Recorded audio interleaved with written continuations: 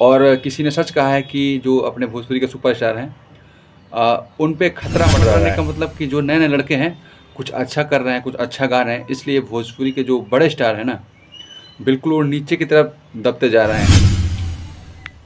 तो हेलो दोस्तों, कैसे आप लोग? मुझे उम्मीद है कि आप सब अच्छे होंगे और स्वस्थ होंगे।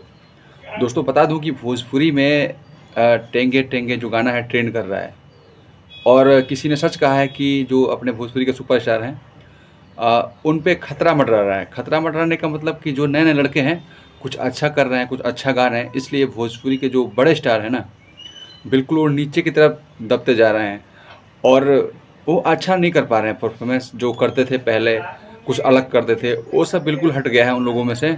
अब वो खाली राजनीति करते हैं और राजनीति एक दूसरे का मतलब गाना चोरी करना हुआ, ये सब, ज़्यादा बोलना, ये सब, मतलब कहो कि इनकी उम्र हो चुकी है। अब सोचने समझने की मतलब इनमें क्षमता नहीं रहा और लोग भी इन लोग को समझ गए हैं कि ये कितना और क्या कर सकते हैं। इसीलिए इन लोगों पे से मतलब भरोसा उठने लगा है और जो नए कलाकार आ रहे हैं, छोटे-छोटे लड़के हैं, अच्छा टैलेंट दिखा रहे हैं, उन पे लोग अब भरोसा जता रहे हैं। बता दूँ कि सुपर हिट गाना एक लड़के ने गाया है तेंगे तेंगे। देखिए खेसारी लाल यादव ने भी गाना है उसको गाया है तेंगे तेंगे और बहुत सारे स्टार।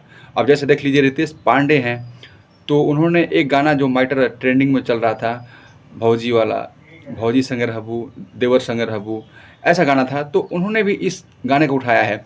तो इससे कहीं न कहीं पता चलता है कि भोजपुरी जो स्टार हैं, सदमे में हैं और उनको पब्लिसिटी उनकी डाउन पड़ने वाली है या पड़ रही है, ऐसा लगता है।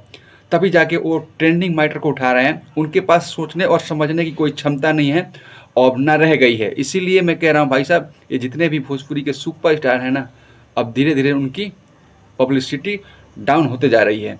तो आप लोग क्या सोचते हो इस बारे में? प्लीज़ कमेंट करके बताइएगा और अपना राय ज़रूर रखिएगा और वीडियो को लाइक कर दीजिएगा और चैनल को सब्सक्राइब कर दीजिएगा और बहुत-बहुत धन्यवाद आप लोगों को जो वीडियो मेरे देखते हैं, दिल से धन्यवाद।